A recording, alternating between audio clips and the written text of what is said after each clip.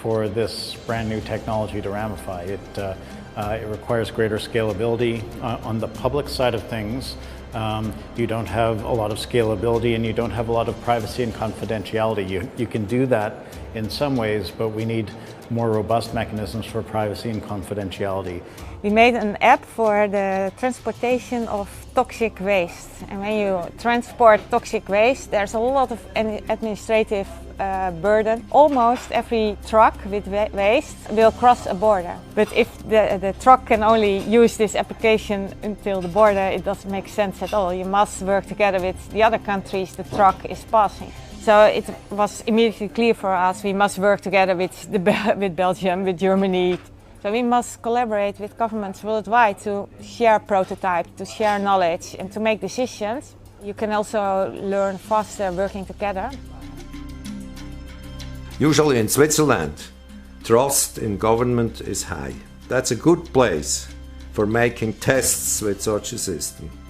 I think it's a better system than, for example, the e-voting systems we already have, but they are on a centralized computer. The best advantage this system has is you can always check, is my vote, my ballot. This could be also a measure against corrupt states, maybe. Okay, the dictator would have to accept this system. I think that could be a problem. You also can be a little bit critical. I think that's necessary. It's not to be enthusiastic. You must be open for this new technology.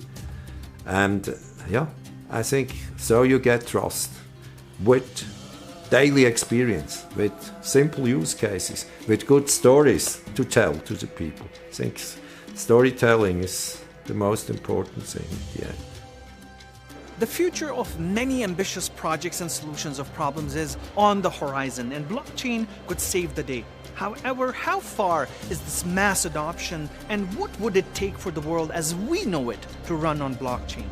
Is there an unrealistic expectation mixed with hype that is somehow diluting the real message of blockchain? How would blockchain work with some of the upcoming technologies, including artificial intelligence, a revolutionary way of self-learning robots and machines being able to make decisions on our behalf? Or the Internet of Things, the technology behind autonomous cars, connected homes, and beyond?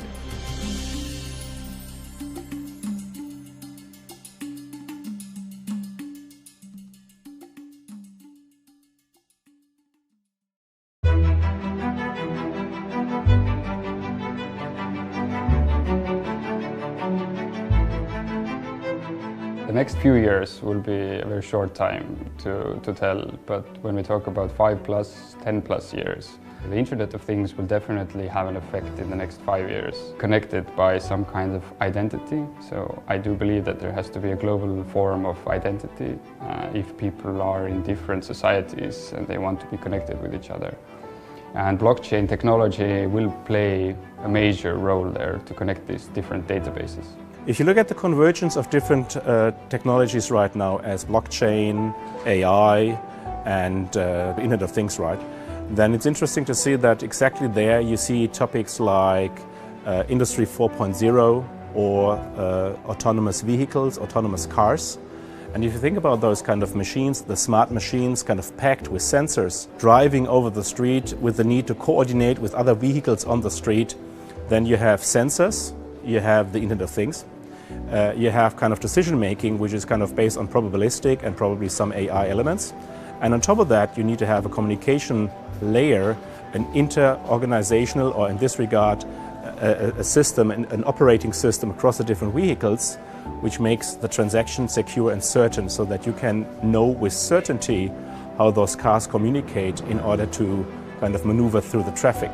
But it's still very immature, and the more projects I run with blockchain technology, the more aware you are of imperfections at this moment. And the more we study on the security part or the legal part, the more I understand how much work there is to do to understand better and to regulate it. I think it's very promising that a lot of governments are taking the lead. It goes much faster than with the rise of the internet. And I don't think that's a bad thing. I think it's normal because we've learned so much from the internet revolution. It's normal that it goes faster this time. A future driven by a technology that has not been with us for many decades, and the rate at which blockchain has matured is incredible. Is this all a high risk value proposition that can potentially have a fatal result? Do we need to be able to create certain maturity milestones before we can truly adopt technology at a mass scale?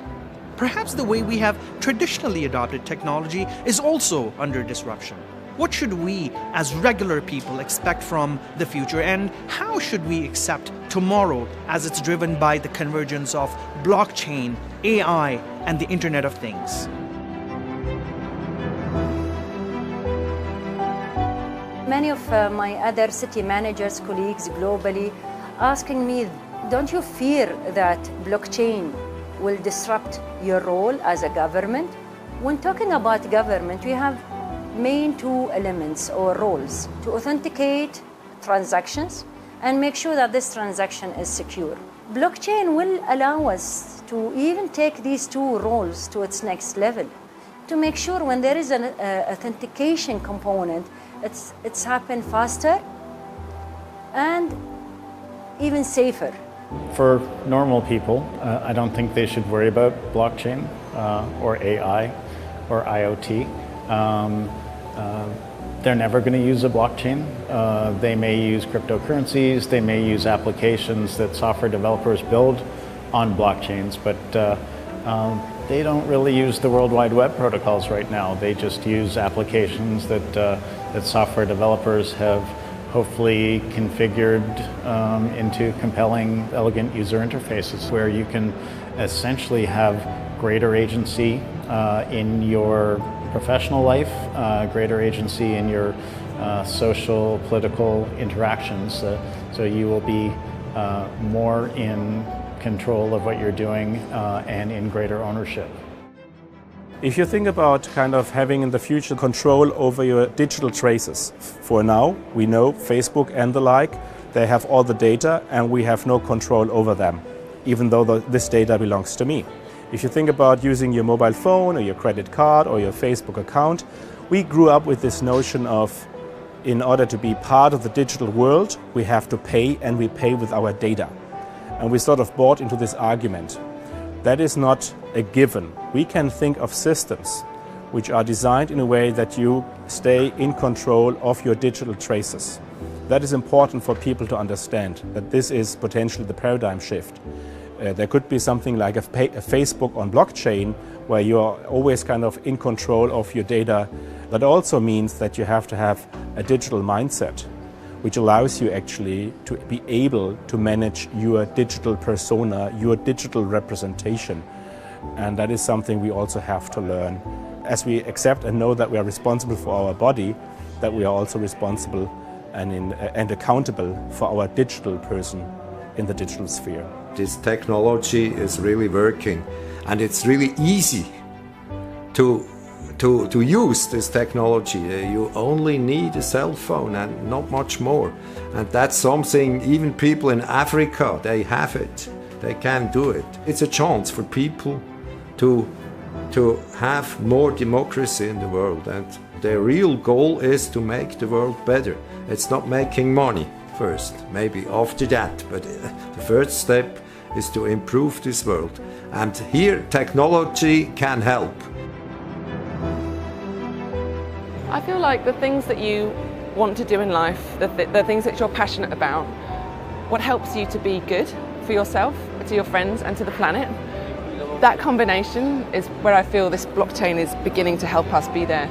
Combination of that, AI and Internet of Things, that combination of intersection of those things and the people being able to follow their dreams. Ultimately, we want to live in harmony with our planet. We want to live in harmony with each other.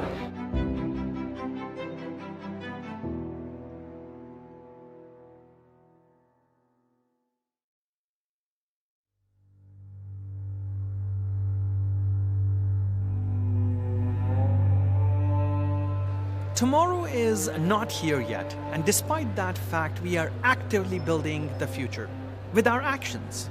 Whether it is blockchain or any other technology, perhaps something that has not even been invented yet, what is the path for us as a race, as humans on this planet, to make this world a better place?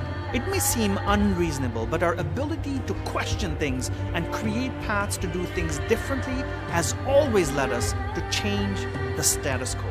Whether you are someone who is working within an industry or striving to be a professional, whether you are a bystander to this revolution of a technology-driven world or an active participant in creating this change, you cannot avoid being part of this phase through which humanity is currently going through.